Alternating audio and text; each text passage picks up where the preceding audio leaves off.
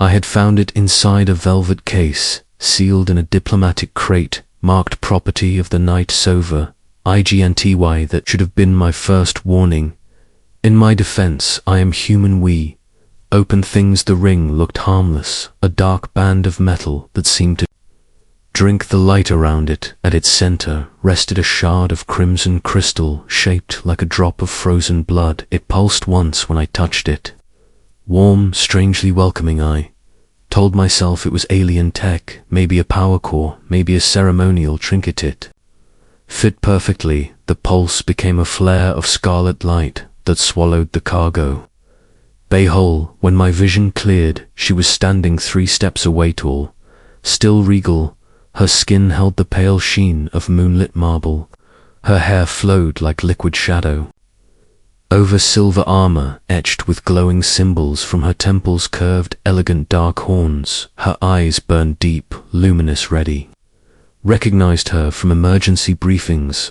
The ruler of the Night Sovereignty, the vampire alien Queen. You have accepted, she said. Her voice was calm and ancient, uncertain. I looked at my hand. The ring had fused to my finger. Thin veins of crimson light traced across my skin and vanished. Accepted what I asked. My bond. The cargo bay doors slammed shut behind her without being touched. I swallowed. I was just inspecting the shipment. The ring of eternal claim cannot be worn by accident, she said. It responds only to a soul that resonates. I stared at her. So what exactly did I resonate with? She stepped closer. The air grew colder. My pulse thundered in my ears. You have bound your life to mine, she said. Your heart now beats in harmony with my own. You are my eternal fiancée. Blinked. That is not a sentence I expected to hear today. You do not kneel, she observed. Should I all others do? Sorry, human reflex. She moved faster than sight. One moment she stood before me. The next her hand rested lightly over my chest. Her fingers were cool through my shirt. My heartbeat slowed, then steadied, then matched a second rhythm that was not my own. I felt it, a distant, powerful pulse, vast and controlled, like a star beating in endless darkness. Her eyes widened slightly. You are not weakening, she said, softly.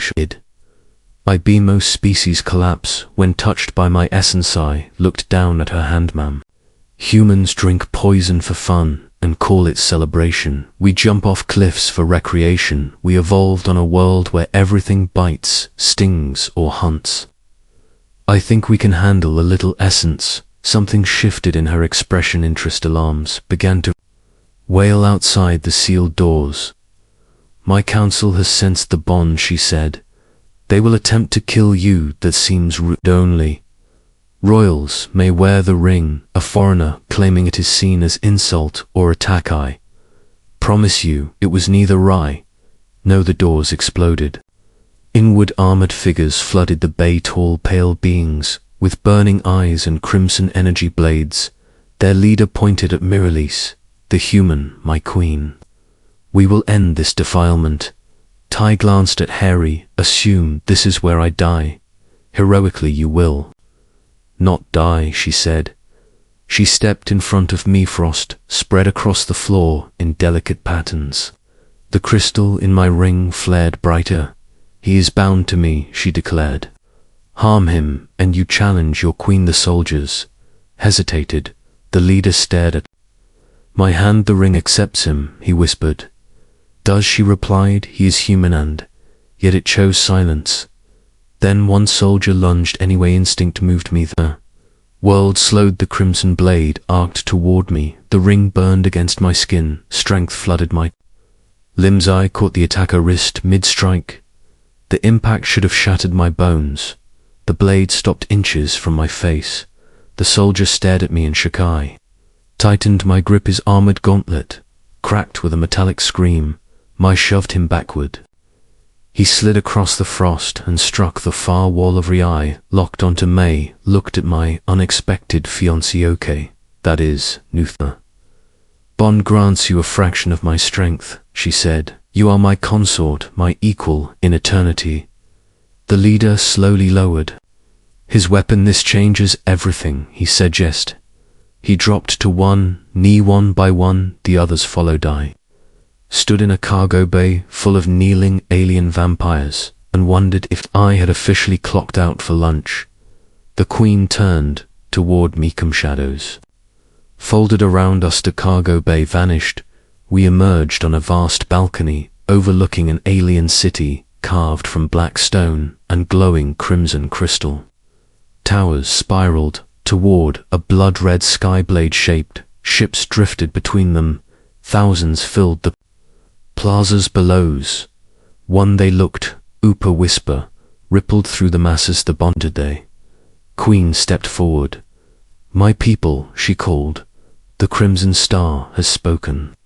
The ring has chosen. Every gaze fixed on May lifted one hand in an awkward wave. The silence stretched in awe. You fear them, she asked.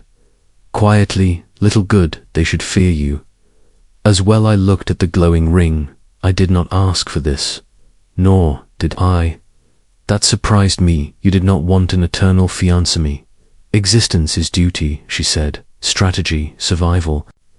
This was not my design. Sorry to disrupt your schedule. You have done more than that. She faced me fully. The bond is deeper than law. I feel your thoughts at the edge of mine, your emotions, your defiance. Defiance is a human specialty. See that the city waited below. What happens now? I asked. Now we unite our empires, she said. The night sovereignty and humanity through us. That is ambitious. You stopped a royal guard with your bare hand. Adrenaline. You did not tremble before my counsel. I was too confused. Do not kneel. We covered that for a long moment. She said nothing. Then she extended her hand. Walk beside me, not behind. I looked at her pale fingers, at the impossible city, at the alien sky, placed my hand in hers. Her grip was cool and steady. The ring flared. Once more far away, that vast star heart beat in perfect sync with Meunier. Felt stronger, clearer, connected. Guess. If we are eternally engaged, we should get to know each other, yes. She said, we begin with your world military capacity, groaned you, just realizing I might have accidentally triggered the most aggressive diplomatic marriage in galactic history. Her eyes gleamed not. Aggressive, dominant. The crowd below began to kneel. An entire empire bowing, and somehow the strangest part was that I did not feel small. I felt ready. On a world called Earth we survived. Ice ages, plagues, predators, wars, and ourselves. We adapt, we endure. Now one human had accidentally bound himself to a queen of the dark between the stars. The universe thought that would break us. It clearly had never met humanity. Asterisk.